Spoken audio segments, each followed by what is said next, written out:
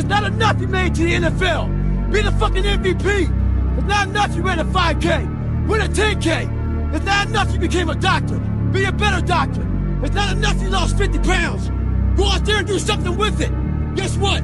It's 109 out here, but guess what? It's not enough. Stay hard. Do not live in your bubble. Put some more air in your bubble. If you stay in your comfort zone, that's where you will fail. You will fail in your comfort zone. Success is not a comfortable procedure.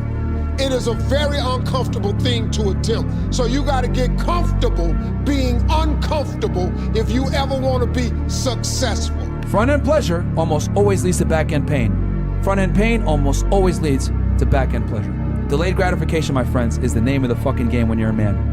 You don't have the benefits and the privilege of having a dude come in and save you, a Prince Charming. It ain't fucking coming. It ain't happening, bro. Nothing changes if nothing changes, man. I just want to remind you, because I've spent a lot of time in my life sitting around wanting things to change and not being able to make them change and not thinking I could.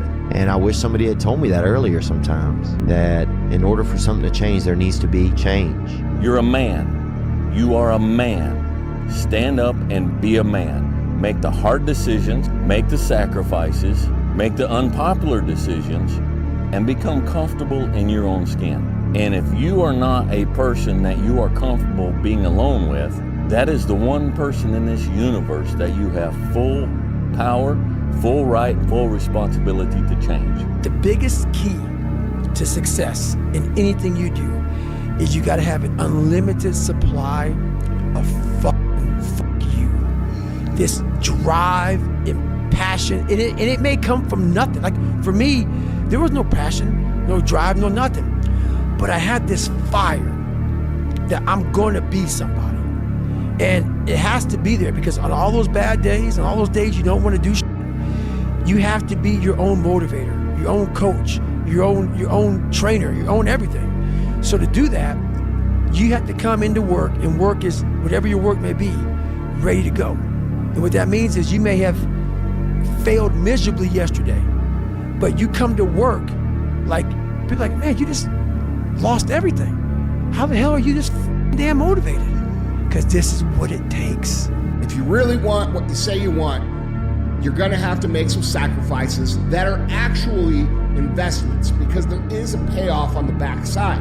And I think if people reframe that perspective from, oh, I'm making all these sacrifices, to, no, I'm making investments because these are all gonna pay off long term, that's a different game. It's easier to get up and go to battle when you know that what you're struggling with right now is gonna have a payoff. And that's the way the world works, dude.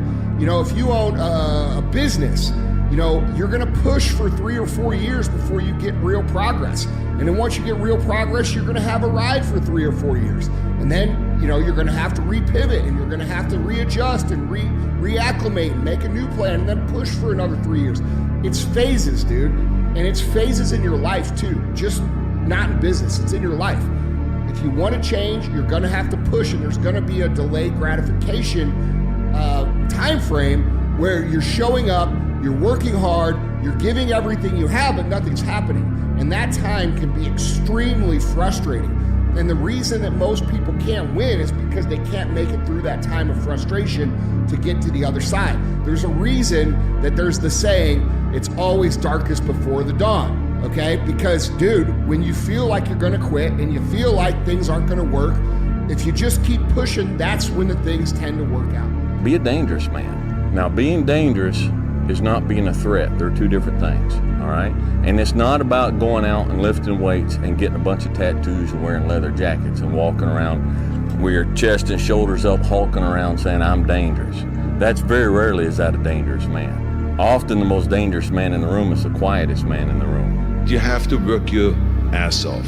When I talk about working your ass off, I'm not only talking about bodybuilding. Yes, I was known that everyone always said he's overtraining. I just believe in hard work. I don't believe in shortcuts.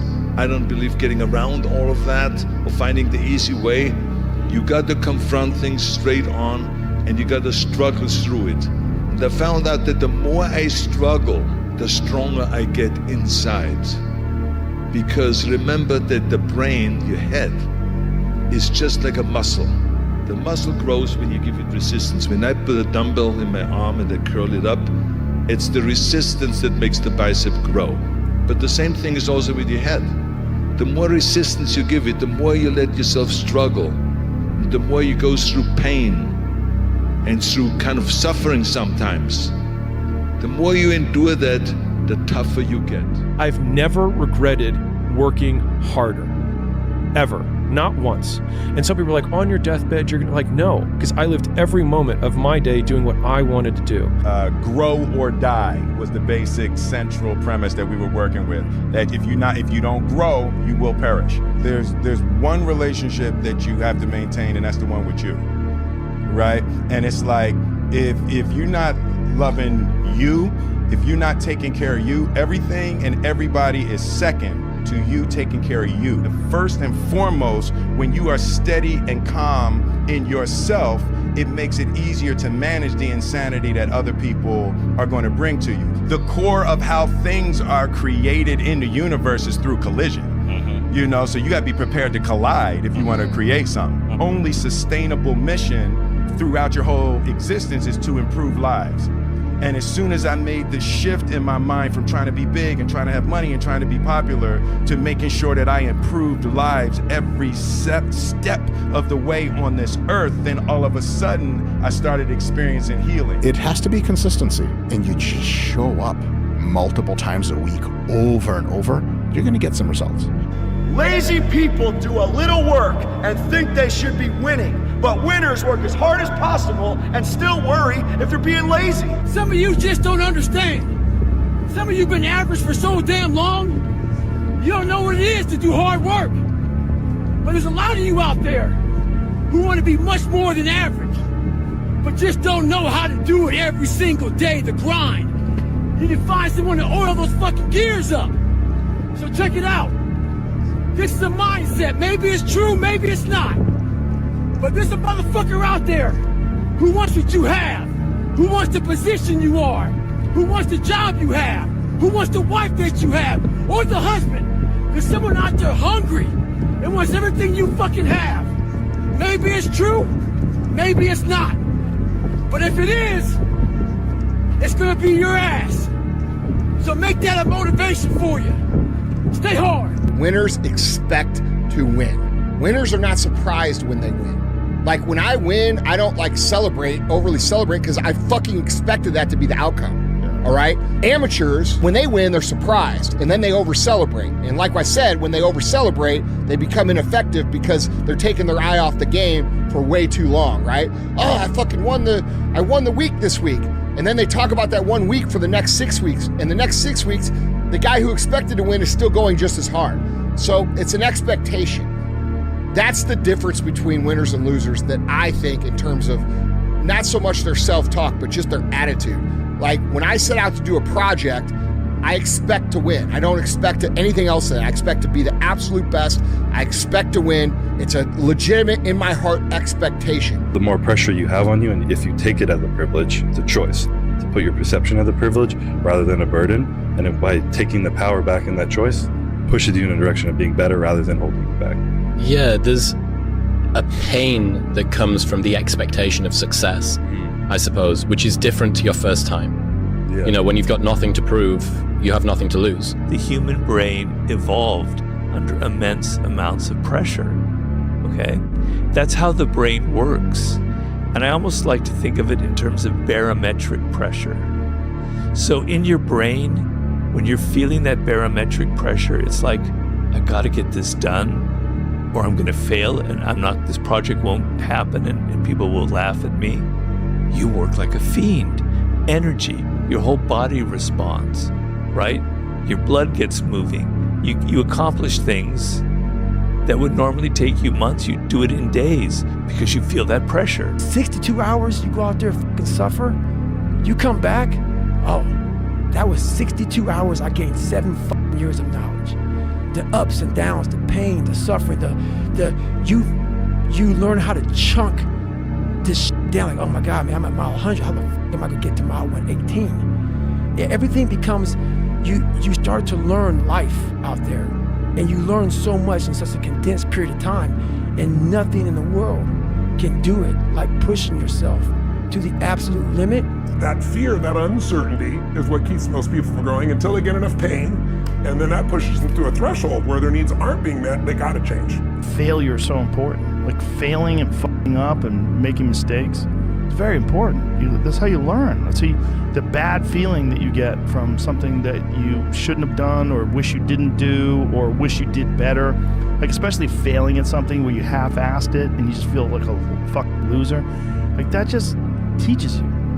It teaches you to get your shit together. You have to learn how to fail, because I'm going to explain this to you. I had big dreams. A lot of us have big dreams, big goals. And when you have goals that are maybe outside your reach, you have to know that getting to that goal, you're gonna have a lot of bad days, a lot of setbacks. So like when I was losing 106 pounds in 3 months, the first 2 months or first 2 weeks, it's like I was gaining weight. You know, I would lose a pound, gain 2. So I was just failing. I kept failing and kept failing and kept failing. So I had to teach myself how to fail right. And what that means is when I fail, I can't spend much time in that fail zone. I have to be able to get up and get after the next day just as fast, because my goals were to be a Navy SEAL. I don't have time to stay here and feel bad for myself for weeks and months and years, because I'll lose that time. So the big thing is know that if you have big goals and big dreams, along the way failure is going to happen. I want to be with people that I'm aligned with, people that, it's not just about the money. Not going to take a bigger offer if it isn't something that I am aligned with and don't 100% believe. You have to believe in who you are and what you do, and just go fucking get it. Yeah. And don't be afraid to tell somebody no. Align with something and find your positivity, find your intuition within that thing, and be obsessed about it. The most important thing when you fail, that you take responsibility for the failure and you don't blame anyone else. No matter if it's a personal failure or if it is a business failure or a sports failure, it doesn't matter what it is, just take responsibility yourself for this failure. You learn from those mistakes. That's the key thing, is learn from the mistakes. That is the most important thing there. You have to achieve failure. You have to take it that far.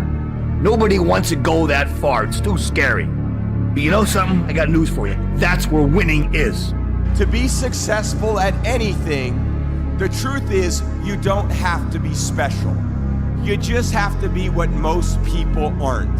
Consistent, determined, and willing to work for it. No shortcuts, integrity, purpose, determination, and discipline that it takes to be a champion in life. Sometimes life can really hijack your fucking mind. When that happens to you, you're all fucked up. Your goals, your ambitions, everything is out the fucking window. In life, we all go through different things. Sometimes your girlfriend or boyfriend breaks up with you. Guess what? Get the fuck over it. They no longer want you. Maybe you failed a test in school. You worked your ass off. Guess what? You failed the fucking test. Get over it. Move past it. Learn to not let life hijack your brain. At work, you've been working your ass off for that new promotion. You don't fucking get it. Someone else does. Maybe they kiss better ass than you do. Guess what? Get over it. Life will hijack your mind if you let it. Don't allow all these things to make you a lesser person. You must own your mind. Don't let life own yours. Get after it, stay hard. You know the one thing you're not doing, you need to be doing that could flip the script right now on your life. Maybe it's your confidence, maybe it's your belief, maybe it's getting back connected to your faith, maybe it's getting in the gym, maybe it's getting out of a relationship, out of a business you're in that you don't love anymore, out of a job you're in. But you truly know, you have an intuition right now, as I said it, what's the decision?